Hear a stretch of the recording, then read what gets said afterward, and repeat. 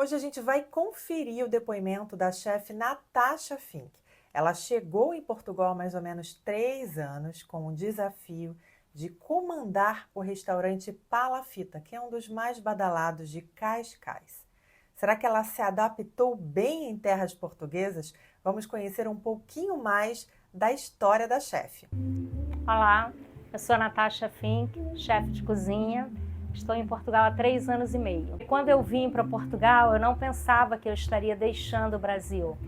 Eu vim prestar um serviço de consultoria para o Palafita, que é uma empresa do meu irmão, e eu vinha instalar o Palafita, criar o menu, treinar a equipe. Até então eu não tinha noção de que eu realmente ficaria.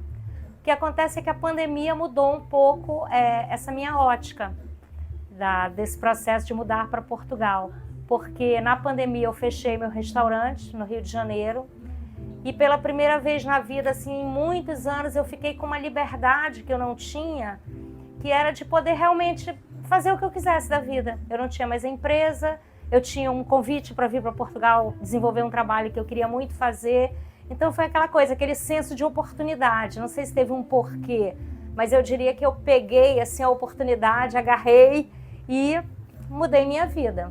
Conhecia Portugal como turista de algumas viagens anteriores e dessa vez eu tive que conhecer mais profundamente, até mesmo entender um pouco a cabeça do público que iria frequentar o restaurante. Então usei esse tempo para isso. Depois que abriu, foi uma fase assim, de muito trabalho, muitas descobertas, né? Muitas dificuldades também, mas enfim, a coisa foi fluindo e estamos aqui. Eu vim para cá, na verdade, com visto de turista. Eu não tinha ideia de que, como eu falei, se eu iria permanecer ou não.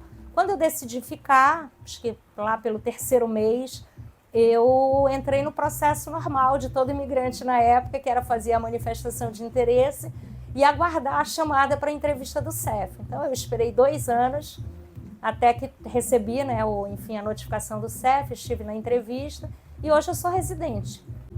O início aqui é muito diferente do que a gente sonha, né? A gente sonha quando muda vai para um outro país. Eu imagino que a gente sonha em ver coisas novas. Eu não vou dizer que eu não vi coisas novas, mas o que mais me pegou nessa experiência foi que estar em Portugal, conhecer os portugueses e a vida aqui em Portugal me faz entender muito o que é o Brasil, entender muito a história do Brasil, o porquê o Brasil tem determinadas características, que aí você entende a cultura do povo que nos colonizou. E no mais, eu tive situações difíceis, senti preconceito, sim, eu acho que houve, né, uma onda na época que eu estava aqui, sobretudo no período assim, no comecinho, quando ainda estávamos na pandemia, eu sentia muito assim, pessoas reagindo ao fato de terem tantos brasileiros aqui. Hoje, eu não sei se é porque eu convivo com muitos brasileiros, eu sinto isso menos. Mas eu tive uma situação, por exemplo, de estar num restaurante com amigos brasileiros, todos rindo, falando alto, bebendo cerveja, enfim, estávamos nos divertindo. E um casal ficou tão incomodado com a nossa alegria que começou a fazer um escândalo porque os brasileiros estavam tumultuando o espaço. E o espaço era na rua, ao ar livre, era uma esplanada, que era só o que nós podíamos frequentar na época. Então, ali você sente muito a questão do preconceito, né? Eu acho que, de certa maneira, eu não consigo imaginar Portugal sem os estrangeiros que vêm aqui trabalhar. Eu não consigo imaginar Portugal sem os brasileiros, já não consigo nem ver sem os ucranianos, que também já estão entrando no mercado, fazendo coisas interessantes, mas os brasileiros são realmente uma força de trabalho impressionante. Então, acho que deveria ser ao contrário, deveriam agradecer, porque os brasileiros estão aqui, estão suprindo, né, essa falta de equipe, de pessoal que, enfim, que existe no país, então fazendo a economia acontecer também. Uma outra experiência muito interessante que eu tive em confronto, né, o que é a minha vida em Portugal e o que era a minha vida no Brasil, eu tive muitos problemas com violência no Brasil. Meu restaurante foi assaltado 6 vezes, assim, numa sequência, em 1 ano e meio, 6 vezes.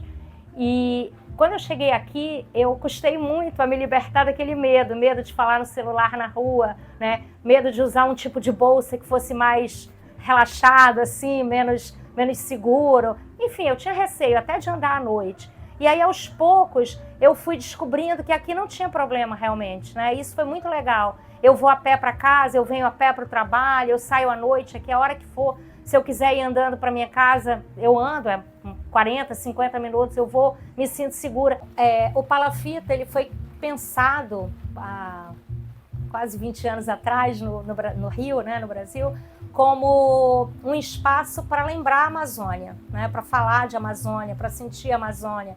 Vamos dizer, a designação mais corrente era, é um eco-lounge amazônico. Realmente é um pouco essa nossa caracterização, né?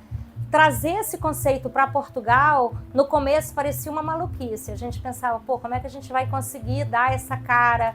Mas nós temos um sócio, né, o Mário, o criador e sócio do Palafita, ele é uma pessoa realmente capaz de criar ambiente, como ele conseguiu. Ele criou aqui um ambiente num bosque de pinheiros, que não tem uma vegetação completamente diferente da Amazônia, mas veio com mobiliário de madeira, de reflorestamento, com materiais naturais. Ele acabou conseguindo criar essa atmosfera. Agora, o grande desafio era como trazer a Amazônia para a gastronomia, com pouquíssimos produtos disponíveis, né?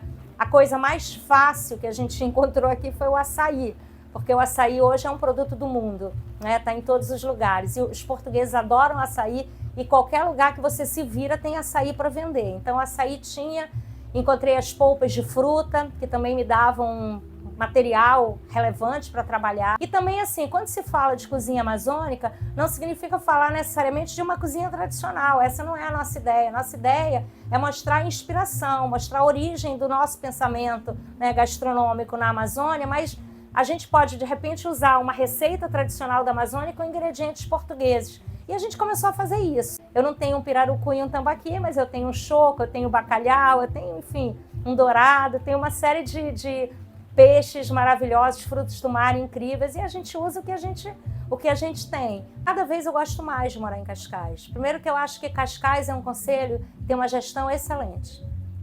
Sabe? É limpo, é organizado, as coisas funcionam. Eu sou muito feliz, tudo que eu precisei de serviços públicos, enfim, eu achei tudo muito bem solucionado. Isso eu acho bastante relevante. A outra questão é extremamente seguro. Eu me sinto muito segura em Cascais, eu acho isso ótimo. E talvez o principal motivo dessa minha adaptação ter sido muito fácil é que eu estou na beira do mar. E no Rio de Janeiro, embora eu não morasse na beira do mar, mas eu tinha uma convivência quase que diária com o mar, porque eu gostava muito de caminhar na praia, né? Então isso faz parte da minha vida já há muitos anos. O tempo todo que eu fiquei no Rio, sempre com essa rotina de caminhar na praia. E aí, estar em Cascais, olha, eu venho caminhando da minha casa pela praia, na beira do mar, ouvindo o barulho do mar. Isso não tem preço para mim.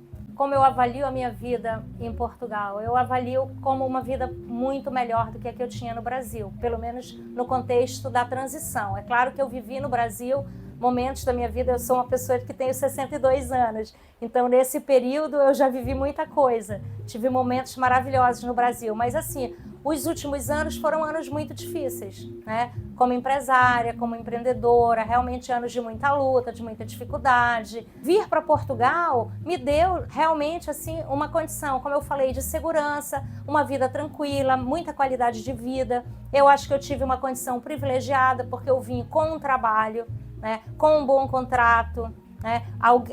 O Palafita reconhece o meu valor, então isso é uma coisa muito importante. É muito diferente se eu tivesse vindo aqui sozinha, com uma mão na frente e outra atrás, e começasse a procurar trabalho. Com certeza a realidade seria diferente.